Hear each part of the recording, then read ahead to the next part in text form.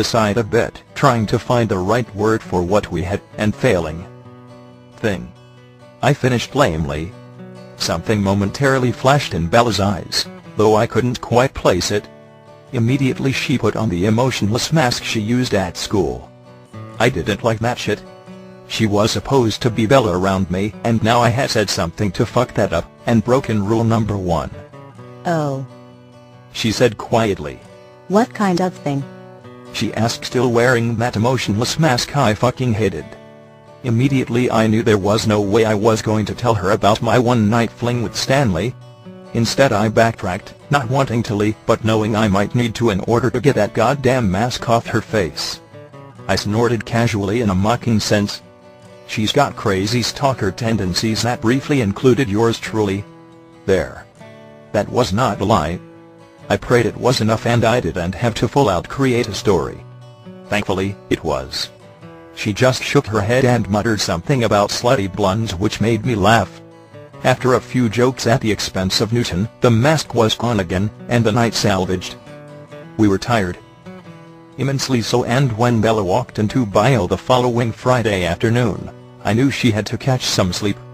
Her eyes were completely unfocused, slightly rolling around in her head. I could get an hour or two at home after school every day, but it looked like Bella was just roughing it out. Nervous that she might be heading into dangerous territory, and taking notice of the substitute teacher we had, I decided to break one of my rules. Shredding off a piece of paper from the sketchbook I was drawing in, I wrote her a short note. "I'll wake you up." It said everything that needed to be said. She would understand what I meant. I folded it, and slid it onto her side of the lab table, when I noticed no one was looking, all too occupied with the freedom of Mr. Banner's absence to notice anything else but their conversations. She opened it slowly, squinting to read the words, before crumpling it up with a heavy nod, and then hesitantly laid her hooded head down on the table. I took my job very seriously, knowing exactly how much Bella didn't want to dream. So I listened intently as her breathing immediately slowed into a soft, steady rhythm. After a few moments I began hearing the soft, almost snoring sound that my girl always made when she slept. It was the most peaceful, lulling sound. It made me even drowsier, and I already was, but I fought to stay alert, hanging on to her every breath, waiting for the dream to begin, and hoping, like hell, it never would. But it did. 45 minutes later, I heard it. It was a faint difference really, the way her breathing got grainier, grittier, and sped up minutely. I took it as my cue, and lifted my boot from the ground, and tapped her on the leg lightly without looking up from my sketchbook. Nothing. Harder this time, right on the shin. She shot up, darting her bloodshot eyes around the classroom. Luckily the room was loud in conversation, and no one noticed the disturbance. She rubbed at her eyes furiously, and sent me a fleeting grateful look, before she dove into her bag, and pulled out a book to read intently. I had been feeling shitty all day long. I figured I was coming down with a cold of some sort, when I sneezed for the 100th time that day, jamming my hand into my bag to look for tissues. I blew loudly, not really giving a shit that people were turning around to look at me. I just gave them a look that clearly said fuck you all. Bella glanced at me from under her veil of hair for a moment with a look of concern on her face, but I just kept sketching. Just a cold, no big deal. That's what happens when you spend 5 hours a night in November outside in the cold misty rain. It was worth it.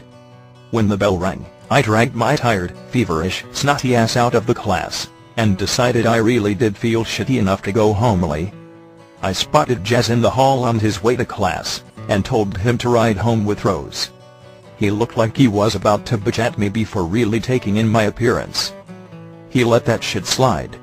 Sick Edward is a fucking pissy Edward. I went by the hospital first to tell Daddy see what the deal was, and maybe get some good drugs. Passing all the nurses who knew me by name, I made my way to Carlisle's office, sniffling, and feeling like ass, and deciding maybe I had better stay in tonight. My shoulders hunched in a bit at the thought.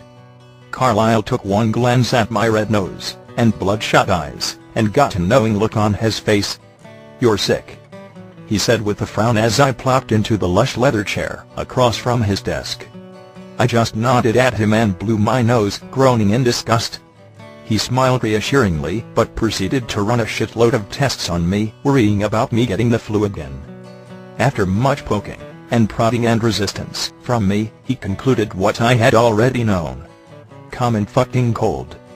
Thanks a lot for the needles, Daddy. See, he sent me home with some medication and I spent the entire night feeling miserable. Because I was sick, because there was no fucking way I was going to go out in that cold wet shit all night, because for the first night in a week, I wasn't going to see my girl. Bella's point of view. I was alone in the kitchen again on a Saturday night, like I used to do before Edward came along. I kept a careful eye out the window every now and then, making sure he was really staying in again tonight as I stirred the batch of vegetable soup. I knew he was sick. Rose had told Alice after school, when she sent a questioning glance to Jasper's hunched form in Emmett's Jeep. So I wasn't surprised when he didn't show up at the gazebo last night. In fact, I was glad. I didn't want him getting any more sick because of our nightly sessions. This last week was divine. Edward came every night with his iPod, showing me a very private side of his world. I adored every part of it. I adored how he liked classical music even though you'd never guess just by talking to him. I adored how much he loved my cookies, and always made it a point to tell me, so I adored the way he politely kept his distance from me when we were listening to music, without me even having to ask. I adored the way he could tell when I had a dream, and needed to talk about it. I adored how he always showed me his so I wouldn't feel like such a freak. He had his flaws, of course. I'm not completely blind. Sometimes I got the feeling he was not telling me the complete truth. Carefully editing his answers so as not to lead to me, but keeping things from me at the same time. The mic thing, for instance, I knew there was more to that whole story. I would never pry though. Because he would never do it to me. I wanted to so badly it nearly choked me when he told me about Jessica. I got a brief flaring of jealousy for a moment before I could put my mask up. I prayed he couldn't see it, but was afraid he did when he tiptoed around the subject. The thought of him being with that brainless slut made me want to retch. It wasn't fair that someone like Jessica Stanley could be with Edward, but I was forced to sit 4 feet away from him every night, so I wouldn't go into hysterics at his touch. I could never pursue something like that with him. In the words of Edward, it pissed me off. But I bit back the snarky and bitter comment I wanted to make about how he could do so much better, and just let it go. Because even if I didn't have this crazy aversion, who's to say he'd even be interested anyway? Where Edward was concerned, I would have to take what I could get. And I'm fairly certain Edward was being more open and honest with me than he ever was with Jessica Stanley. That's the only thought that kept me sane that night, as he poked fun at Mike. Then at school Friday, he broke his own rule, and slipped me a note in a class full of people. It wasn't much really. But it made me feel good knowing he was watching me close enough in school to see how exhausted I was.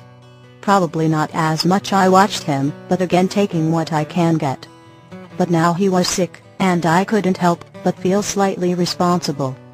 Sure, I didn't force him outside every night to spend time with me, but for some reason I just felt badly. And as I stalked my way across the darkness of the Cullens' backyard to the lattice-covered wall of his mansion wearing an old book bag on my back full of caramel comfort cookies, and hot soup, hoodie drawn up stealthily, I told myself that's why I was doing this. I felt badly responsible even. It had nothing to do with the fact that I had been shamelessly nursing the raw need to see him for the past 32 hours. Not that I'm keeping count, or anything. To make sure he was okay, at the very least. I mean, sure, Carlisle was a doctor, but sometimes you need more than medicine to get better. And Edward's household sorely lacked that particular type of caring presence. So I was standing below his balcony staring at his lit windows with nervous anxiety and excitement at seeing him again. I could do this. I can do this. I had seen Edward do it many times before, so I just had to follow his example. Nervously, I stepped my foot up onto the lattice, testing its strength against the whole 105 pounds of Bella it was about to acquire, and I began to slowly climb, feeling more and more pathetic with each step. That brought me closer to the third floor balcony.